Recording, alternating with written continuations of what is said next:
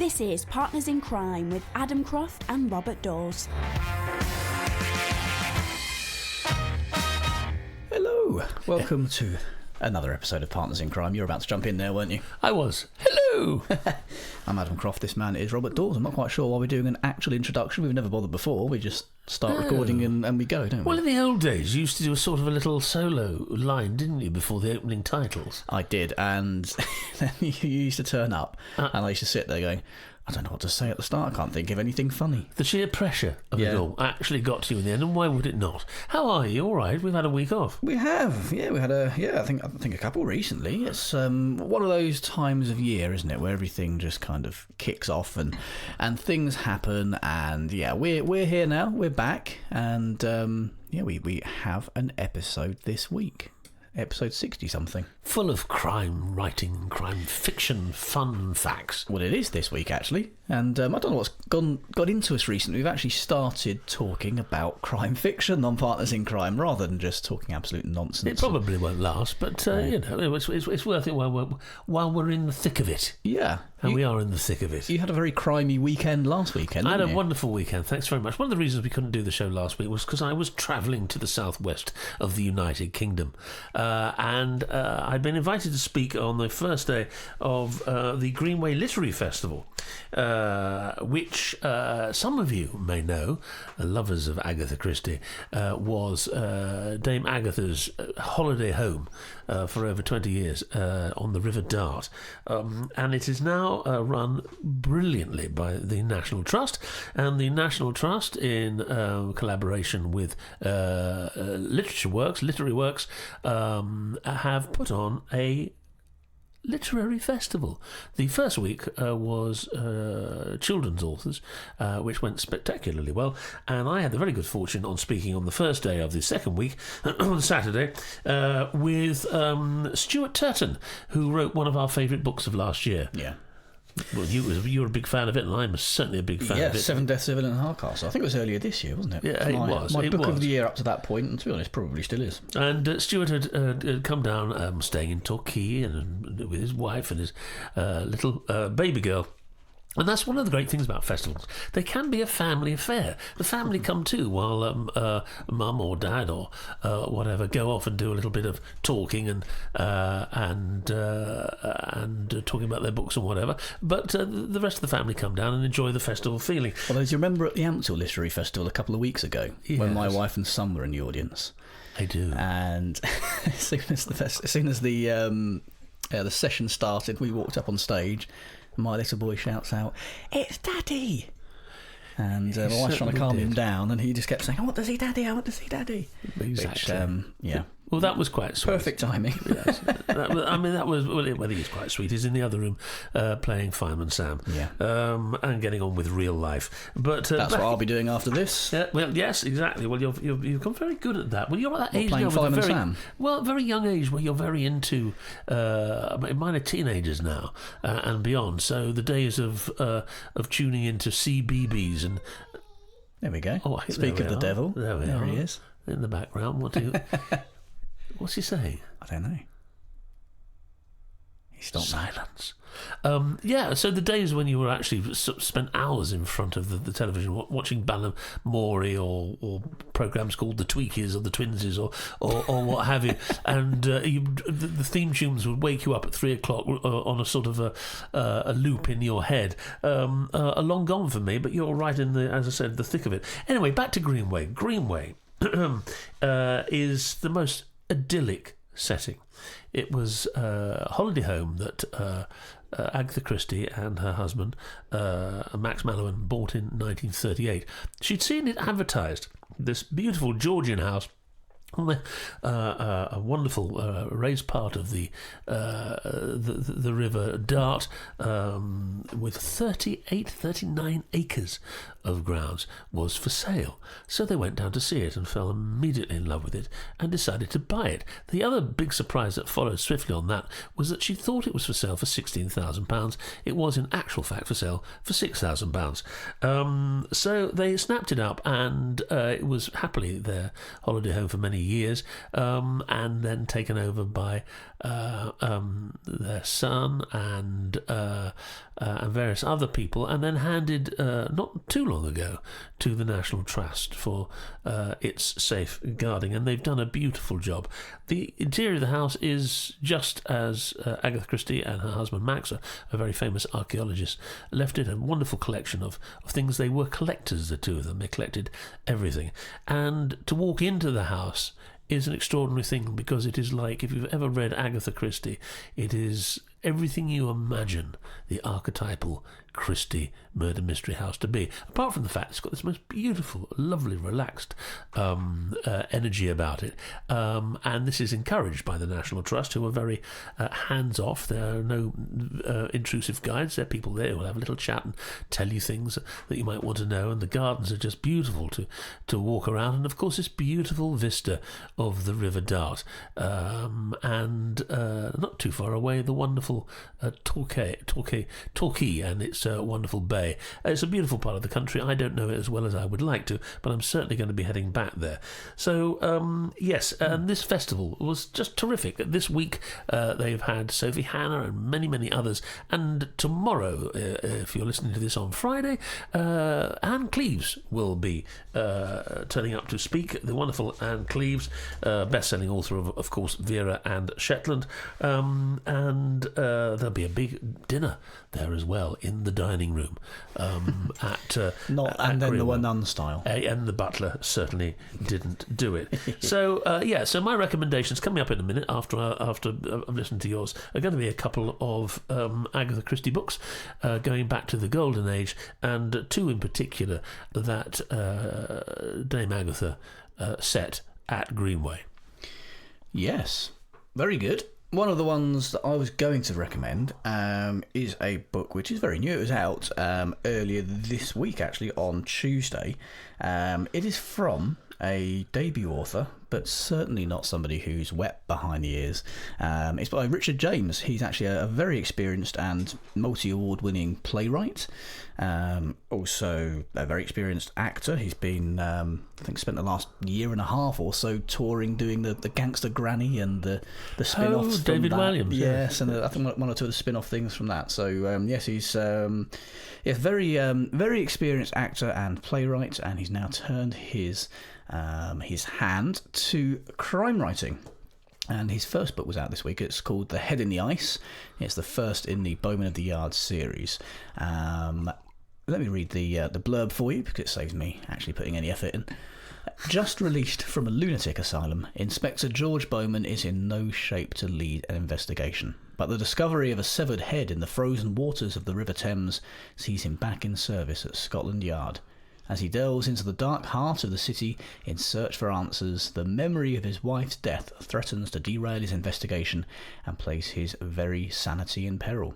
Bowman must confront his demons and the part he played in her demise before he can solve the case. A case that leads him across Victorian London in pursuit of a killer. That sounds absolutely terrific. It's a stunning debut. It's really good, wonderfully atmospheric. Full of all of the atmosphere and thrills of Victorian London that you would expect. So I highly recommend that one. That's The Head in the Ice by Richard James. Well, that's certainly one to get. The Head in the Ice. I've never heard of Richard James. I thought I knew everybody in Equity, and obviously I know about him now, and I'll know a lot more about him after I've read The Head in the Ice. I think he's number 36194. Oh, that one. Yes. Perfect.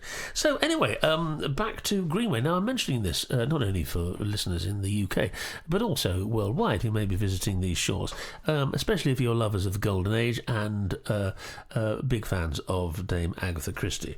As we all know, Dame Agatha Christie, well, some of you may not know, was born in Torquay in 1890, began writing during the First World War, and wrote over 100 novels, plays and short story collections. She was still writing to great acclaim until her death at the age of 86, I believe, and her books have now sold over 1 billion copies in English and another billion in other foreign languages, over 100 foreign languages.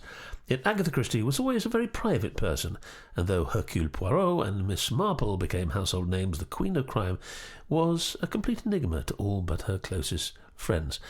We all know about the extraordinary story of her disappearance for over a month, I think it was, and she was found in a hotel in Harrogate, the same hotel that now hosts the Theakston's Harrogate Crime Writing Festival, one of the biggest in the UK, if not the world. So an extraordinary person, and the two books I'm going to recommend are Dead Man's Folly and Five Little Piggies. They're both Poirots, and their settings were Greenway. I'll just read this little bit. They drove away from the station over the railway bridge. The road forked and passed into thick woods, down a steep hill, through big iron gates, along a drive, winding up finally in front of a big, white Georgian house, looking out over the river. Still recognisably from this description in Dead Man's Folly, the approach to Greenway, and that's the route, of course, I took to the house on Saturday morning last. And it remains unchanged since Agatha Christie wrote those words from A Dead Man's Folly in 1956. The Italianate-style lodge marks the start of the estate from the road, following the drive laid out in the 1820s in a sweeping style made fashionable by landscape architect Humphrey Repton. It is a thing of beauty, and the interior of the house is exactly the same, full of atmosphere, and of course it is particularly well known for its sense of informality. This is something that is very important to the National Trust. Belinda and her extraordinary team down there really do make every effort to make people feel totally relaxed. They have many places to rent if you are interested in staying there. There are cottages in the estate that you can stay in, and you can even rent the top apartment in the house itself if you're a real devotee of Agatha Christie. And they have writers in residence. In fact, if you are around today and fancy nipping down to Greenway, the three writers in residence are going to Miriam Nash, Rossell Angwin and J.R. Carpenter are going to be giving a talk about their work. And if you're a crime writer looking for a little bit of peace and quiet, they have a little flat. If you give them a good notice, you can go and stay for a few days there and soak up the charms of the area, find peace and quiet, and maybe do some writing at the same time. In fact, Sophie Hannah, the terrific Sophie Hannah, who has also been talking at the festival this week, who has recreated Poirot in modern times, done such a splendid job with that, has been speaking as well, and she went down there on a few occasions, I was told, to actually soak up the atmosphere. So there we have it. So the two books, as I say, I'm going to recommend are Dead Man's Folly, which some of you who have not read the books may remember that it was the last episode of David Suchet's extraordinary stint as Hercule Poirot.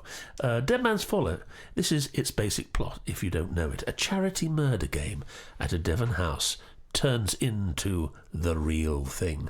Sir George and Lady Stubbs, the hosts of a village fete, hit upon the novel idea of staging a mock murder mystery. In good faith, Ariadne Oliver, the well-known crime writer, agrees to organise their murder hunt. Despite weeks of meticulous planning, at the last minute Ariadne calls her friend Hercule Poirot for his expert assistance. Instinctively, she senses that something sinister is about to happen.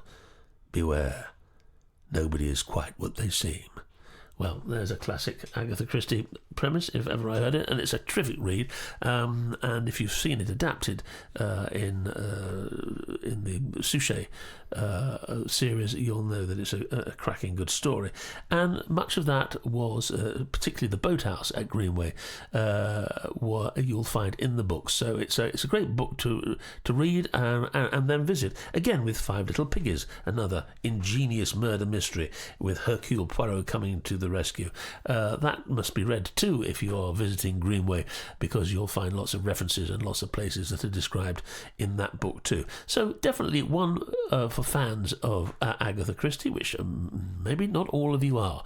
But it is interesting to know that after the Bible, she is the most read book her books are the most read in the world. She was number 3, but has moved into second place, pipping a certain William Shakespeare to that post. So that is the scale. Well, then he's not written anything for a while, has he? He hasn't written many murder mysteries, that's for sure. But a few, well, I suppose you could say Titus Andronicus is a fairly bloody affair. But there's a few dead in Romeo and Juliet too. There is. There's tragedy there, but we pretty much know who done it in Romeo and Juliet. Yeah. And we pretty much know that right from the start. No spoilers? No spoilers. Well, that's the thing with Shakespeare, isn't it? You always get somebody comes out at the start and says, look, this is what's going to happen. Yes. Then you see it happen, and then someone comes out at the end and says, this is what just happened. Yes. You could go out for dinner in the middle bit. You could turn up for the beginning, go out for dinner, and then just to make sure if you have got it right, come back at the end. Well, there may be some who disagree with you on that one. But yeah, I heard the chorus. Keep those lessons coming in. 2 households, both alike in dignity, and then he went out to the bar and had a couple of pints and came back, and there they were, both stone dead, and it was the end of the play. Music, the actors came on, bent in the middle, and the audience applauded. Well, yes, but other than that, they're all right. That's probably not what makes the Royal Shakespeare Company sing. But anyway, each to their own, Adam. It's not the recommended way to watch Shakespeare, I know. No, it's not. It's not. All the books that we mentioned, apart from William Shakespeare's, and they probably are as well, are available from Kobo, the very kind sponsors of this podcast. We highly, highly suggest you head over to kobo.com to get a copy of any of the books that tickle your fancy. We talked about Dead Man's Folly and 5 Little Piggies by... is it 5 Little Piggies? I thought it was 5 Little Pigs. Is it 5 Little Pigs? Don't know. Well, I think it's 5 Little Pigs. I'm on the shelf behind me somewhere. Is it on the shelf? It is. Oh god, I can't see it. It's probably 5 Little Pigs. Pigs or piggies. Anyway, pork. Yeah, 5 Little Pork Chops. And I mentioned The Head in the Ice by Richard James. Head over to kobo.com. If you haven't already bought books from them before, if you enter the promo code CRIME at the checkout, they'll give you 90% off of the first book you buy from them. And after that, you can use the promo code PARTNERS to get 40% off of all your ebook purchases moving forward from there, which is very, very kind of them. You don't need an e-reader. Their e-readers are very good. You could. Can you imagine the saving you can make on the entire Agatha Christie collection? There's a room called the Fax Room. Well, I there. can. Yeah, it's about 40%. Yes, very good. Okay, but unavailable on Kobo, probably first editions. And in one of the rooms at Greenway, there is an extraordinary collection of her first editions, which is quite breathtaking. Now, I went down there, I'm still banging on about Agatha Christie, and I'm going to continue. I went down there with my 13-year-old daughter. And she had a lovely day and didn't really know that much about Agatha Christie and has never read any. So I said, well, do you fancy reading one? She went, no, and she put her phone down. And I said, well, listen, if you should have got her to download the Kobo app. She could have downloaded one with 40% off. Well, this is something that I find an awful lot of people do. An awful lot of people tend to read a book on Kobo, on their things, and on their phones or whatever they read them on. And if they like the book, they buy it in print. Yeah. Which I think is probably quite a nice idea, and it may be one of the reasons why there's been such a revolution. But instead of the electronic devices killing literature, I mean, they've added to it because millions upon millions of people read their books electronically. But if they really like it, they like to get a souvenir of that and get the book in print. Which is not to say that print is second best, but we are sponsored by Kobo, so there we are. Well, both are increasing rapidly, so everyone's happy, I guess, aren't they? Well, that's good. Well, anyway, so my daughter said, well, what one should I get? And of course, at Greenway, there's every possible book of Agatha Christie's that you can find there. And we looked around, and it was a bit of a puzzle. Where would you start? And we have downloaded it as well. But I looked at them and I said, what one should I recommend? Should I recommend a Poirot? Should I recommend a Marple? And then I hit upon one of my favourites, which is neither, and it's the book And Then There Were None. which is Agatha Christie's world-famous mystery thriller. 10 strangers, apparently with little in common, are lured to an island mansion off the coast of Devon. And that's it was based on Bear Island, which actually exists. It's an extraordinary little island. And when the tide goes out, you can get to it from the mainland across the sands. But as soon as the tide comes in, it is an island. And you cannot get to it in any other way but by boat. So it's a mysterious and extraordinary location, and it has this marvellous hotel on it now, where everyone who goes there has to dress up in the old-fashioned way in a black tie to have their dinner. Anyway, that was the setting for this extraordinary book. Anyway, these 10 people are lured to an island mansion off the coast of Devon by the mysterious U.N. Owen. See what she did there? Unknown. Over dinner, a record begins to play, and the voice of an unseen host accuses each person of hiding a guilty secret. That evening, former reckless driver Tony Marston is found murdered by a deadly dose of cyanide. All the sound effects we get here. Oh, yes, absolutely. Mind my table. Years of radio. The tension escalates as the survivors realise the killer is not only among them, but is preparing to strike again and again. And just a little bit of colour to add to that, I once played Tony Marston at the production of And Then There Were None at the Churchill Theatre, Bromley. Always the first one killed off. And I can remember entering through the French windows with my golf clubs, and he only gets to the end of the first act, takes a scotch and croaks. So that's how you knew how to do the sound effects. That's how that's a particular note. That's just for cyanide. Yeah. If it was hemlock or any other sort of poison, they make very distinctive, different sounds. We'll do a whole episode on that, shall we? Hemlock's more.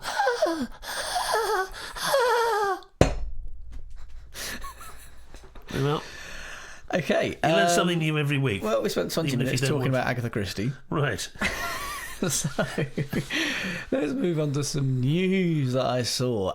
We were talking about your moment on Celebrity Pointless, weren't we, when we were having a quick coffee before yes. I saw in the news that Richard Osman, one of the hosts of Pointless, has landed a 7-figure deal for a crime novel written in secret. I saw that in the Guardian this week. Really? That's going to be...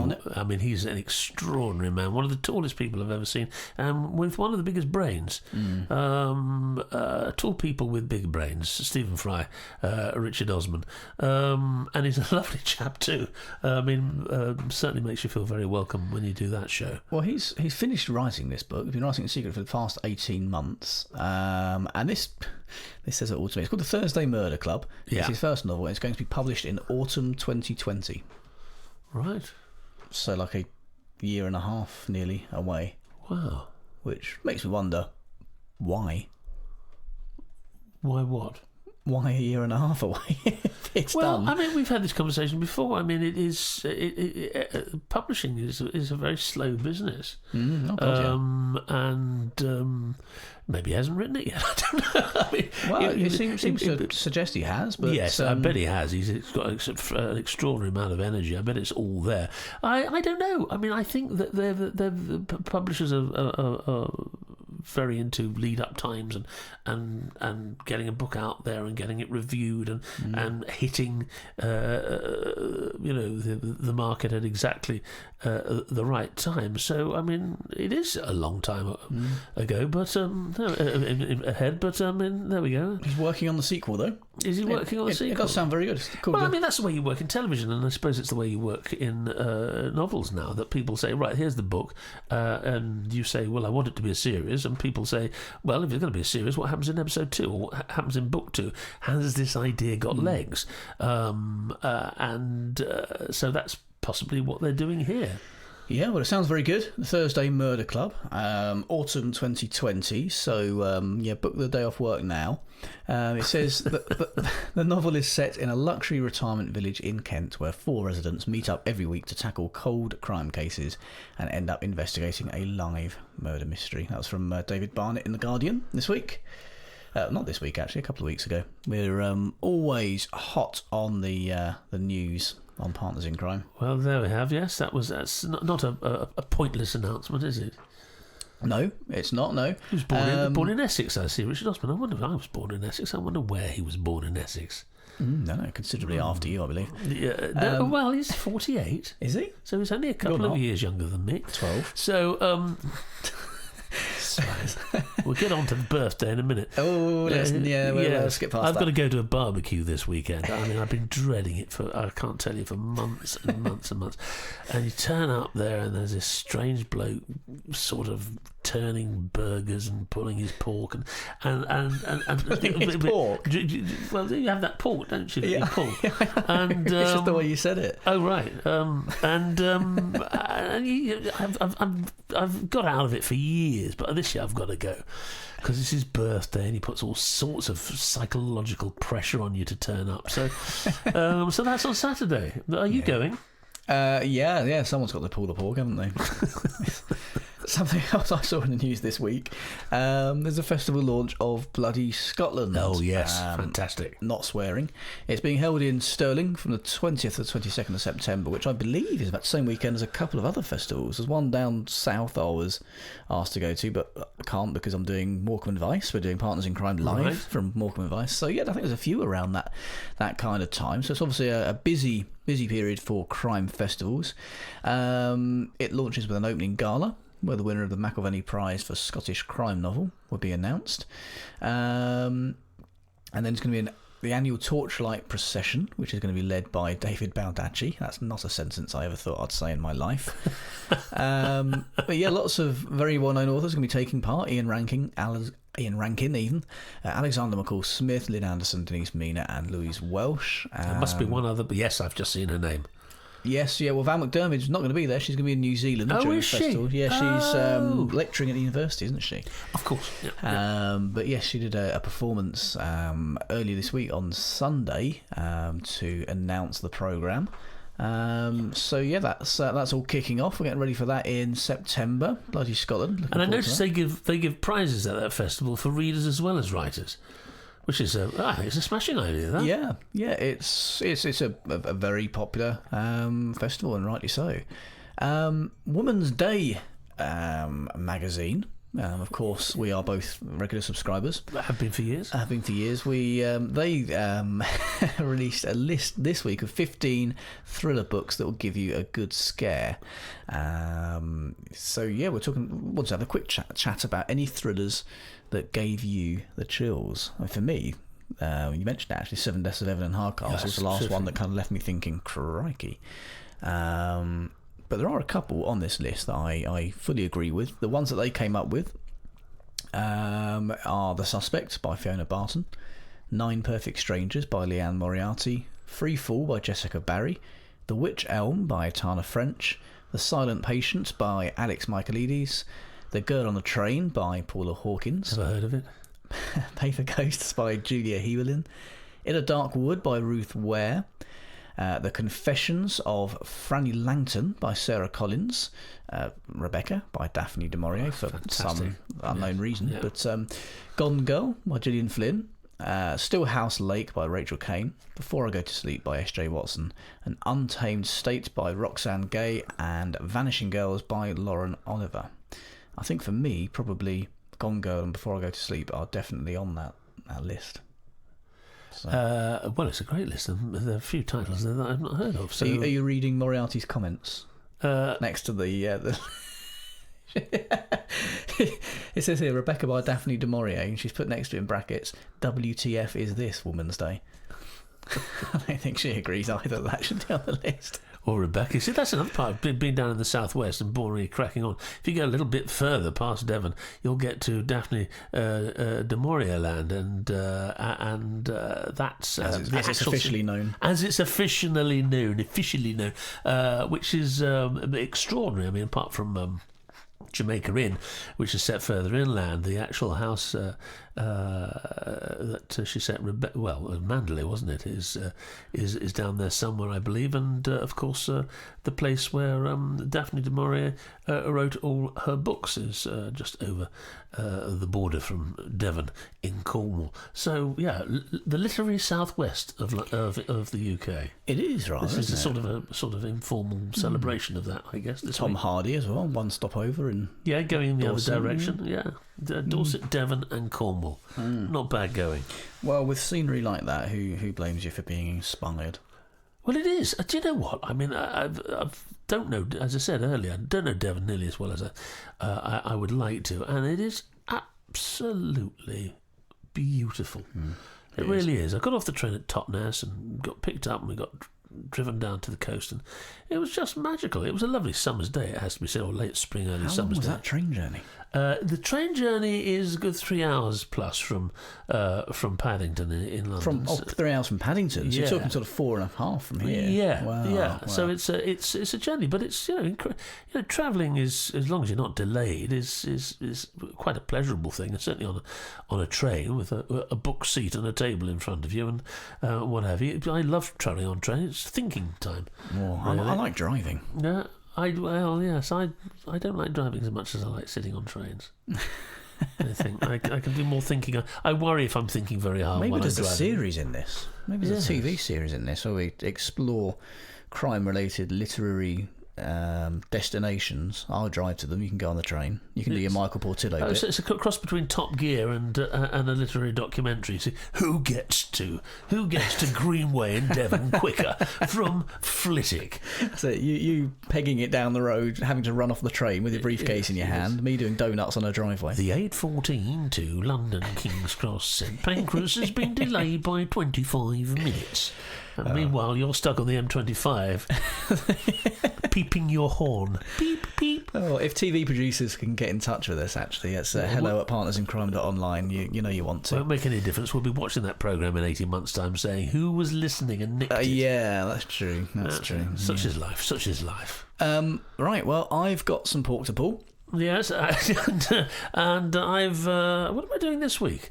I've got that wretched barbecue. It has to be said that... oh, wait a minute. Isn't it your birthday this weekend? Might be. What are you doing? You know damn well what I'm doing. I'm having a barbecue. Oh... Partners in Crime was presented by Adam Croft and Robert Dawes and produced by Adam Croft. The theme tune was by the Caesareans. The Partners in Crime logo and imagery were designed by Stuart Beisch. Partners in Crime is sponsored by Kobo, your favourite local bookshop, perfected.